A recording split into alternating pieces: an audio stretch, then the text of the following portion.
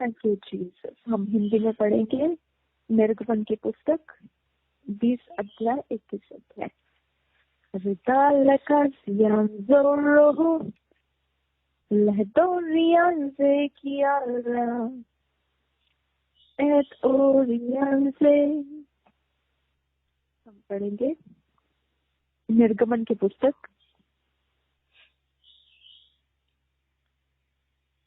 આપણે વાંચીશું નિર્ગમનનું પુસ્તક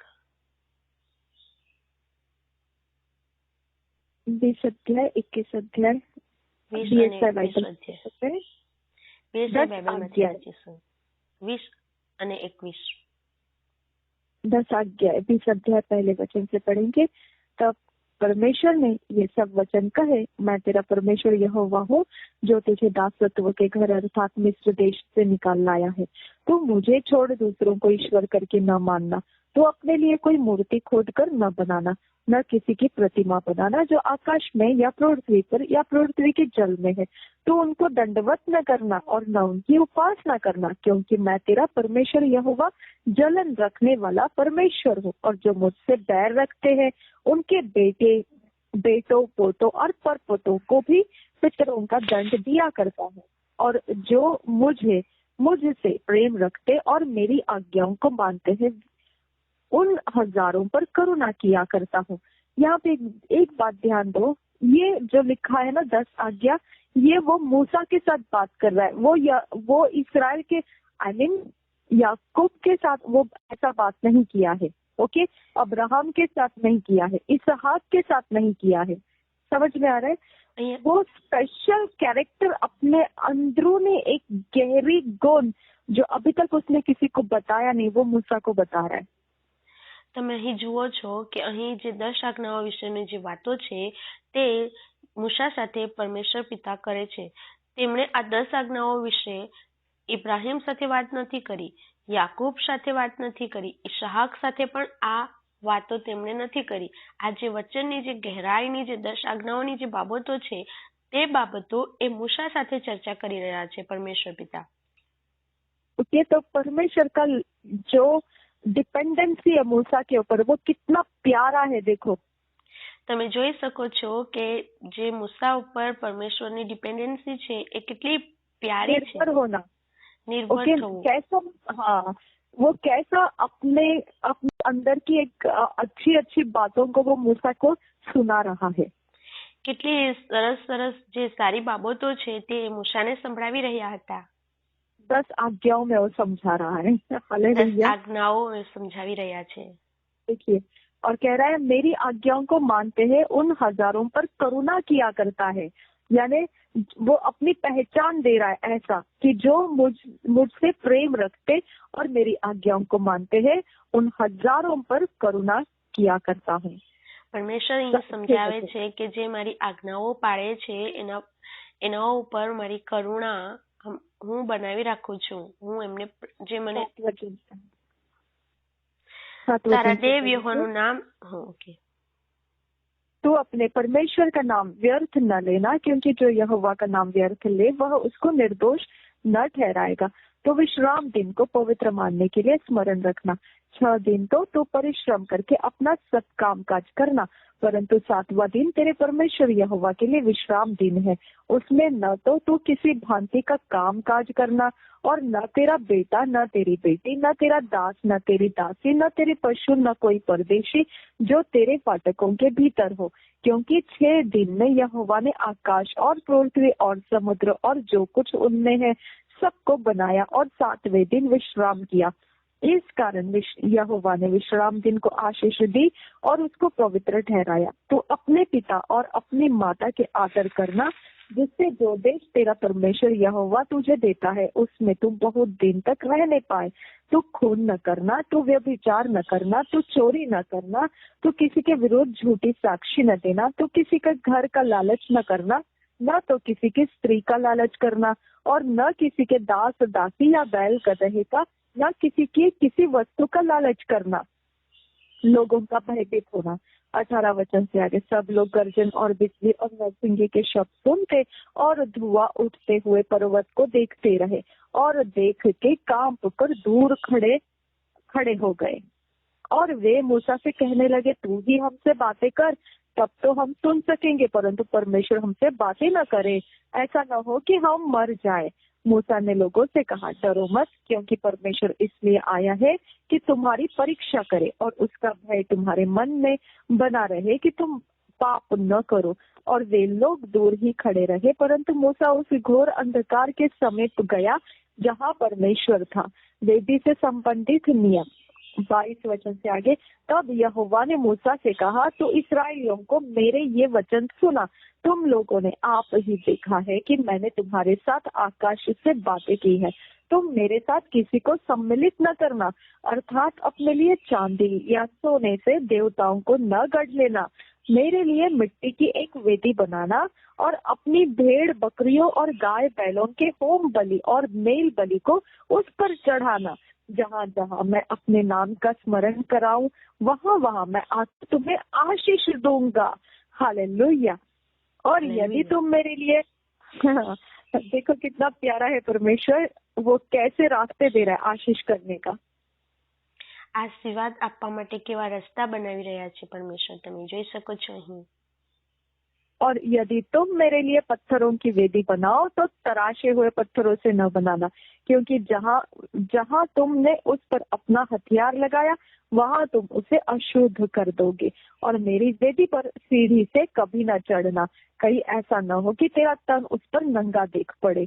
दासों से उचित व्यवहार करना 21 अध्याय पहले वचन से। फिर जो नियम तुझे उनको समझाने हैं वे ये है, जब तुम कोई इब्री दास मोल लो तब वह 6 वर्ष तक सेवा करता रहे और 7वें वर्ष स्वतंत्र होकर सेंट चला जाए। यदि वह अकेला आया हो तो अकेला ही चला जाए, और यदि पत्नी सहित आया हो तो उसके साथ उसकी पत्नी भी चली जाए। यदि उसके स्वामी ने उसको पत्नी दी हो और उससे उसके बेटे और बेटियां उत्पन्न हुई हो तो उसकी पत्नी और बालक उस स्वामी के ही रहे और वह अकेला चला जाए। परंतु यदि वह दास दृढ़ता से कहे, मैं अपने स्वामी और अपनी पत्नी और बालकों से प्रेम रखता हूँ, इसलिए मैं स्वतंत्र होकर नहीं जाऊंगा, तो उसका स्वामी उसको परमेश्वर के पास ले चले। फिर उसको उसके द्वार के किवाड़ या बाजू के पास ले जाकर उसके कान में सुतारों से छेद करे, तब वह सदा उसकी सेवा करता रहे। यदि कोई अपनी बेटी को दासी होने के लिए बेच डाले तो वह दासी के समान बाहर न जाए। यदि उसका स्वामी उसको अपनी पत्नी बनाए और फिर उससे प्रसन्न न रहे तो वह उसे दाम से छुड़ाई जाने दे। उसका विश्वासघात करने के बाद उसे विदेशी लोगों के हाथ बेचने का उसको अधिकार न होगा। यदि उसने उसका अपने बेटे से विवाह कर दिया हो तो उससे बेटों का सा व्यवहार करे, बेटी का सा व्यवहार करे। चाहे वह दूसरी पत्नी कर ले तो भी वह उसका भोजन, वस्त्र और संगति न घटाए। और यदि वह इन 3 बातों में घटी करे तो वह स्त्री बिना दाम चुकाए ही चली जाए। हिंसक कार्यों से संबंधित नियम 12 वचन से आगे। जो किसी मनुष्य को ऐसा मारे कि वह मर जाए तो वह भी निश्चय मार डाला जाए, यदि वह उसकी घात में न बैठा हो और परमेश्वर की इच्छा ही से वह उसके हाथ में पड़ गया हो, तो ऐसे मारने वाले के भागने के लिए मैं एक स्थान ठहराऊंगा जहाँ वह भाग जाए। परंतु यदि कोई ढिठाई से किसी पर चढ़ाई करके उसे छल से घात करे तो उसको मार डालने के लिए मेरी वेदी के पास से भी अलग ले जाना। ओके। जो अपने पिता या माता को मारे पीटे वह निश्चय मार डाला जाए। जो किसी मनुष्य को चुराए, चाहे उसे ले जाकर बेच डाले, चाहे वह उसके यहाँ पाया जाए, तो वह भी निश्चय मार डाला जाए। जो अपने पिता या माता को श्राप दे वह भी निश्चय मार डाला जाए। यदि मनुष्य झगड़ते हो और एक दूसरे को पत्थर या मुक्के से ऐसा मारे कि वह मरे नहीं परंतु बिछौने पर पड़ा रहे, तो जब वह उठकर लाठी के सहारे से बाहर चलने फिरने लगे तो वह मारने वाला निर्दोष ठहरे। उस दशा में वह उसके पड़े रहने के समय की हानि भर दे और उसको भला चंगा भी करा दे। यदि कोई अपने दास या दासी को सोंटे से ऐसा मारे कि वह उसके मारने से मर जाए, तब उसको निश्चय दंड दिया जाए।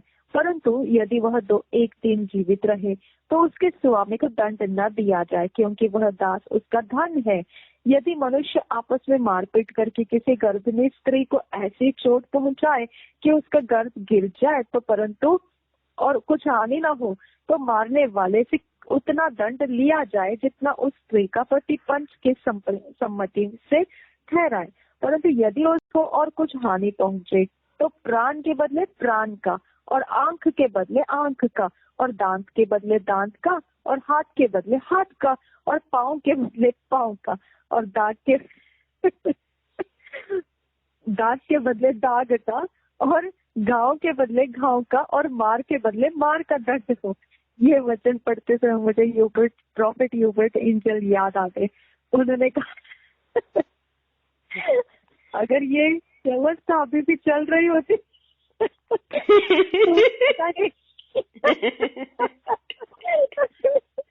तो पता नहीं चर्च के अंदर कैसे कैसे लोग आकर और अपने चर्च सुन रहे होते और हम कैसे कैसे अवस्था में होते।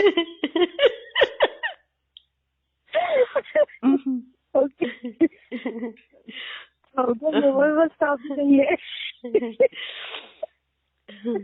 किसी के हाथ, किसी के कान नहीं है, किसी का हाथ नहीं है, किसी के सर नहीं है।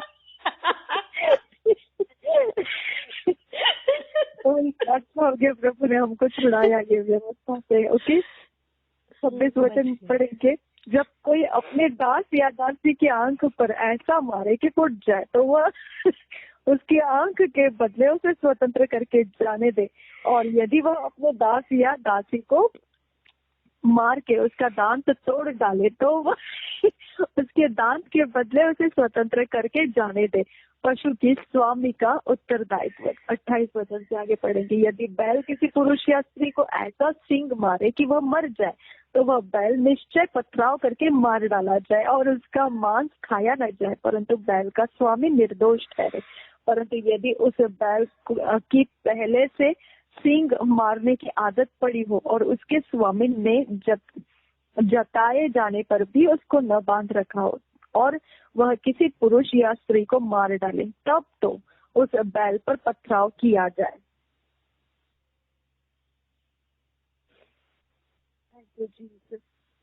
हम पढ़ रहे हैं आगे।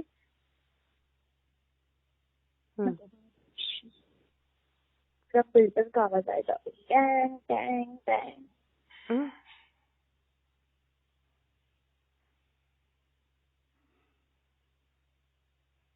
Hallelujah, thank you Jesus. धन्यवाद करते हैं आप फादर गॉड, धन्यवाद करते हैं यीशु। रिबांति खंब उतस्ती अंदरा तिल्लर बहा अखासे कंबहुष्कर खासे इंदर हस्ता विदाल्ला पखासे कंबहुष्कर खासे किम रहता। ओके, हम आगे पढ़ेंगे। 32 वर्ष से पढ़ेंगे। 30 वर्ष से पढ़ेंगे हम। यदि उस पर छुड़ौती ठहराई जाए तो प्राण छुड़ाने को जो कुछ उसके लिए ठहराया जाए उसे उतना ही देना पड़ेगा। चाहे बैल ने किसी बेटे को चाहे बेटी को मारा हो तो भी इसी नियम के अनुसार उसके स्वामी के साथ व्यवहार किया जाए। यदि बैल ने किसी दास या दासी को सींग मारा हो तो बैल का स्वामी उस दास के स्वामी को 30 शेकेल रुपया दे और उस बैल पर पथराव किया जाए। यदि कोई मनुष्य गड्ढा खोलकर या खोदकर उसको न ढांपे और उसमें किसी का बैल या गड्ढा गिर पड़े तो जिसका वह गड्ढा हो वह उस हानि को भर दे, वह पशु के स्वामी को उसका मोल दे और लोथ गड्ढे वाले की ठहरे। यदि किसी का बैल किसी दूसरे के बैल को ऐसी चोट लगाए कि वो मर जाए तो वे दोनों मनुष्य जीते बैल को बेचकर उसका मोल आपस में आधा आधा बांट ले और लोथ को भी वैसा ही बांटे। यदि वह प्रकट हो कि उस बैल की पहले से सींग मारने की आदत पड़ी थी पर उसके स्वामी ने उसे बांध नहीं रखा तो निश्चय वह बैल के बदले बैल भर दे, पर लोथ उसी की ठहरे। धन्यवाद करते हैं पिता परमेश्वर। धन्यवाद करिए छे पिता परमेश्वर। आप हमें परमेश्वर पिता आपके वचनों से फिट एंड फिक्स कर रहे हो। તમે તમારા વચનો દ્વારા અમને ફિટ અને ફિક્સ કરી રહ્યા છો। ईश्वरीय रचना डिवाइन ऑर्डरलीनेस में ला रहे हो। ईश्वरीय रचना डिवाइन ऑर्डरलीनेस ની અંદર લાવી રહ્યા છો। इसीलिए धन्यवाद करते हैं। એટલા માટે અમે ધન્યવાદ આપીએ છીએ। प्रभु यीशु मसीह के नाम में आमीन आमीन आमीन। యేసు નાઝરેના નામથી માંગીએ છીએ, સાંભળો અને કબૂલ કરો પિતા. આમેન આમેન amen. 2 years Bible reading plan, 2 साल का बाइबल रीडिंग प्लान, 2 વર્ષની બાઇબલ વાંચન યોજના. Acts 14 chapter 1 verse से 7 verse, Job 32 chapter 33 chapter, प्रेरितों के काम 14 अध्याय 1 वचन से 7 वचन, अय्यूब की पुस्तक 32 और 33 अध्याय। પ્રેરિતોના કૃત્ય 14મો અધ્યાય 1 થી લઈને 7 કલમ, અય્યુબ 32 અને 33મો અધ્યાય. પ્રેરિતોના કૃત્ય 14મો અધ્યાય 1 થી લઈને 7 કલમ, અય્યુબ 32મો અધ્યાય અને 33મો અધ્યાય.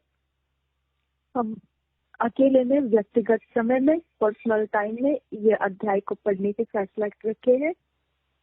અમે આને એકલામાં વ્યક્તિગત સમયની અંદર આને વાંચવાનો અમે નિર્ણય કર્યો છે, क्योंकि हम चाहते हैं अकेले में बैठकर परमेश्वर का आत्मा हमें वचन के द्वारा सुधार करके दे।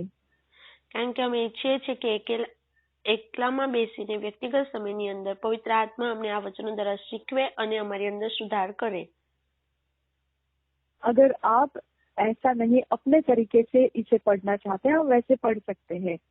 તમે તમારી રીતના એને વાંચવા માંગો છો તો તમે વાંચી શકો છો. निश्चित यही करना है कि परमेश्वर के आत्मा ने हमको सिखाना चाहिए। ચોક્કસ આપણે એ કરવાનું છે કે પવિત્ર આત્મા આપણને આ વચનો દ્વારા શીખવે. निश्चित हमने परमेश्वर की आत्मा का लाभ ही उठाना है। ચોક્કસ આપણે પરમેશ્વરની આત્માનો લાભ ઉઠાવવાનો છે. प्रभु यीशु मसीह हम सबके साथ बना रहे। आमीन आमीन आमीन। પ્રભુ ઈસુ આપણી સાથે હંમેશા બની રહે. આમેન આમેન આમેન. ગુજરાતી બાઇબલ બીએસઆઈમાંથી આપણે વાંચીશું નિર્ગમન 20મો અધ્યાય અને 21મો અધ્યાય. આપણે વાંચીશું 20મો અધ્યાય. નિર્ગમન 20મો અધ્યાય. અને દેવે આ સર્વ વચનો બોલતા કહ્યું કે મિસ્ર દેશમાંથી એટલે ગુલામીના ઘરમાંથી તને કાઢી લાવનાર તારો દેવ યહોવા હું છું. મારા સિવાય તારે કોઈ અન્ય દેવો ન હોય. તું તારે સારું કોઈ કોરેલી મૂર્તિ ન કર. ઉપર આકાશમાંની કે નીચે ભૂમિમાંની કે ભૂમિની તળેના પાણીમાંની કોઈ પણ ચીજની પ્રતિમા ન કર. તું તેઓની આગળ ન નમ ને તેઓની સેવા ન કર. કેમ કે હું તારો દેવ યહોવા આસ્થાવાન દેવ છું. જેઓ મારો દ્વેષ કરે છે તેઓની ત્રીજી ચોથી પેઢી સુધી બાપોના અન્યાયની શિક્ષા છોકરા પર લાવનાર ને મારા પર જેઓ પ્રીતિ કરે છે ને મારી આજ્ઞાઓ પાળે છે તેઓની હજારો પેઢી પર દયા દર્શાવનાર છું. તારા દેવ યહોવાનું નામ તું વૃથા ન લે. કેમ કે જે તેનું નામ વૃથા લે છે તેને યહોવા નિર્દોષ ગણશે નહીં. સાબ્બાત દિનને પવિત્ર પાળવાની તું યાદ રાખ. 6 દિવસ તું ઉદ્યોગ કર ને તારું સઘળું કામ કર, પણ 7મો દિવસ તારા દેવ યહોવાનો સાબ્બાત છે, તેમાં તું કંઈ કામ ન કર. તું કે તારો દીકરો કે તારી દીકરી કે તારો દાસ કે તારી દાસી કે તારો ઢોર કે તારા ઘરમાંનો પરદેશી. કેમ કે 6 દિવસમાં યહોવાએ આકાશ તથા પૃથ્વી, સમુદ્ર તથા તેઓમાંના સર્વ ઉત્પન્ન કર્યા, અને 7મે દિવસે તે સ્વસ્થ રહ્યો. એ માટે યહોવાએ સાબ્બાત દિનને આશીર્વાદ દઈને તેને પવિત્ર ઠરાવ્યો. તારા બાપનું તથા તારી માનું તું સન્માન રાખ કે તારો દેવ યહોવા જે દેશ તને આપે છે તેમાં તારું આયુષ્ય દીર્ઘ થાય. તું ખૂન ન કર. તું વ્યભિચાર ન કર. તું ચોરી ન કર. તું તારા પડોશી વિરુદ્ધ જૂઠી સાક્ષી ન પૂર. તું તારા પડોશીના ઘર પર લોભ ન રાખ. તારા પડોશીની સ્ત્રી કે તેનો દાસ કે તેની દાસી કે તેનો બળદ કે તેનું ગધેડું કે તારા પડોશીનું જે કંઈ હોય તે પર તું લોભ ન રાખ. અને સર્વ લોકોએ ગર્જના તથા વીજળી તથા રણશીંગડાનો સાદ તથા ઘુમાતો પર્વત દીઠા. અને તે જોઈને લોકોને ધ્રુજારી છૂટી ને તેઓ આઘા ઊભા રહ્યા. અને તેઓએ મૂસાને કહ્યું કે તું અમારી સાથે બોલ ને અમે તે સાંભળીશું, પણ દેવ અમારી સાથે ન બોલે રખેને અમે માર્યા જઈએ. અને મૂસાએ લોકોને કહ્યું કે બિહોમાં, કેમ કે દેવ એ સારો આવ્યો છે કે તે તમારી પરીક્ષા કરે ને તેનું ભય તમારી સમક્ષ રહે કે તમે પાપ ન કરો. અને લોકો આખા ઊભા રહ્યા, ને જે ઘોર અંધકારમાં દેવ હતો તેની પાસે મૂસા ગયો. અને યહોવાએ મૂસાને કહ્યું કે ઇસ્રાયેલ પુત્રોને એમ કહે કે તમે પોતે જોયું છે કે મેં આકાશમાંથી તમારી સાથે વાત કરી છે. મારી આગળ તમારે કોઈ અન્ય દેવો કરવા નહીં. તમારે પોતાને માટે રૂપાના કે સોનાના દેવો બનાવવા નહીં. મારે સારું તારે માટીની વેદી બનાવીને તે પર તારા દહનાર્પણ તથા તારા શાંતિઅર્પણ અને તારા ઘેટાં તથા તારા બળદો ચડાવવા. અને જે સર્વ જગાએ હું મારું નામ સ્થાપીશ ત્યાં હું તારી પાસે આવીશ ને તને આશીર્વાદ દઈશ. અને જો તું મારે સારું પથ્થરની વેદી બાંધે તો તારે તે ઘડેલા પથ્થરની બાંધવી નહીં. કેમ કે જો તું તે પર તારું હથિયાર વાપરે તો તે તેને અશુદ્ધ કરી જાણજે. તેમજ તારે મારી વેદી ઉપર સીડીથી ન ચડવું, રખે ને તે ઉપર તારી નગ્નતા દેખાય. અધ્યાય 21. અને તારે જે કાનૂનો તેઓની આગળ રજૂ કરવા તે આ છે. જો તું કોઈ હિબ્રુ દાસ ખરીદે તો તે 6 વર્ષ સુધી ચાકરી કરે અને 7મે વર્ષે તે એમને એમ છૂટી જાય. અને જો તે છડો આવ્યો હોય તો તે છડો છૂટે. જો તે પરણેલો આવ્યો હોય તો તેની સાથે તેની સ્ત્રી પણ છૂટે. અને જો તેના શેઠે તેને સ્ત્રી કરાવી આપી હોય ને જો તેને પેટે તેને પુત્રો કે પુત્રીઓ થયા હોય તો તે સ્ત્રી તથા તેના છોકરા તેના શેઠના થાય ને પેલો એકલો છૂટે. પણ જો તે દાસ સ્પષ્ટ કહે કે હું મારા શેઠને તથા મારી સ્ત્રીને તથા મારા છોકરાને ચાહું છું, મારે તો છૂટવું નથી, તો તેનો શેઠ તેને ન્યાયાધીશોની રૂબરૂ લઈ જાય ને તે તેને દ્વાર પાસે કે બારશાખ પાસે લાવે. અને તેનો શેઠ તેનો કાન આરથી વીંધે, એટલે કે તે સદાને માટે તેનો દાસ થાય. અને જો કોઈ માણસ પોતાની દીકરીને દાસી થવા સારું વેચે તો દાસોની પેઠે તે ન છૂટે. જે માણસે તેને રાખી હોય તેને જો તે ન ગમે તો તે તેનું મૂલ્ય લઈને તેને છૂટી થવા દે. પારકા લોકોને ત્યાં તેને વેચવાની સત્તા તેને નથી, કેમ કે તેણે તેની પ્રત્યે ઠગાઈ કરી છે. અને જો તે તેના દીકરાને માટે તેને રાખે તો તે તેની પ્રત્યે પોતાની પુત્રીઓની પેઠે વર્તે. જો તે બીજીને રાખે તો તે તેની ખોરાકી પોશાકી તથા લગ્ન હકમાંથી કંઈ કમતી ન કરે. અને જો તે તેની પ્રત્યે એ 3 ફરજો અદા ન કરે તો તે મફત એટલે વણમૂલે છૂટી જાય. જે કોઈ માણસને મારીને તેનું મોત નીપજાવે તે નિશ્ચય માર્યો જાય. પણ લાગ તાકીને જો કોઈ છુપાઈ રહ્યો ન હોય પણ તેના હાથમાં દેવ કોઈને સોંપે તો તેને નાસી જવા સારું એક જગા હું તારે માટે ઠરાવીશ. અને જો કોઈ માણસ જાણી જોઈને પોતાના પડોશી પર ધસી પડીને તેને કપટથી મારી નાખે તો એવાને મારી વેદી આગળથી પણ કાઢીને મારી નાખવો. અને જે કોઈ પોતાના બાપને કે પોતાની માને મારે તે નિશ્ચય માર્યો જાય. અને જે કોઈ ચોરીથી મનુષ્ય હરણ કરીને તેને વેચે અથવા જો એ તેના કબજામાં મળી આવે તો તે નિશ્ચય માર્યો જાય. અને જે કોઈ પોતાના બાપને કે પોતાની માને શાપ દે તે નિશ્ચય માર્યો જાય. અને જો કોઈ માણસો ટંટો કરતા હોય ને એક જણ બીજાને પથ્થરથી કે મુક્કાથી એવો મારે કે તે મરી જાય નહીં પણ ખાટલે પડે, અને જો તે પાછો ઉઠે ને લાકડીએ ટેકીને હરફર કરી શકે તો તેને મારનાર છૂટી જાય. કેવળ એ તેના વખતની નુકસાની ભરી આપે ને તેને પૂરેપૂરો સાજો કરાવી આપે. અને જો કોઈ પોતાના દાસને કે પોતાની દાસીને લાકડીથી મારીને તેને ઠેર મારી નાખે તો તેને નિશ્ચય શિક્ષા થાય. પણ જો તે 1-2 દિવસ જીવતું રહે તો એને શિક્ષા ન થાય, કેમ કે તે તેની પોતાની સંપત્તિ છે.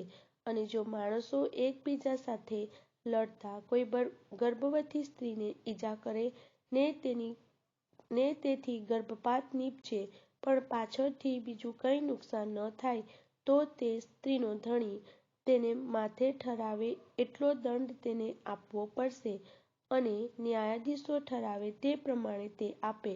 પણ જો પછીથી બીજું કંઈ નુકસાન થાય તો તારે જીવને બદલે જીવ, આંખને બદલે આંખ, દાંતને બદલે દાંત, હાથને બદલે હાથ, પગને બદલે પગ, બાળવાને બદલે બાળવું, ઘાને બદલે ઘા, ફટકાને બદલે ફટકો ભરી આપવા.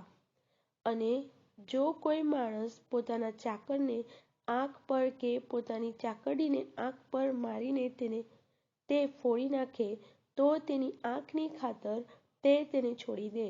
અને જો તે પોતાના ચાકરનો દાંત કે પોતાની ચાકડીનો દાંત માંગી નાખે, તો તેના દાંતની ખાતર તે તેને છોડી દે. અને જો કોઈ બળદ કોઈ પુરુષને કે કોઈ સ્ત્રીને શીંગડું મારીને તેનું મોત નીપજાવે, તો તે બળદને નિશ્ચય પથ્થરે મારવો ને તેનું માંસ ન ખાવું, પણ બળદનો ધણી નિર્દોષ ઠરે.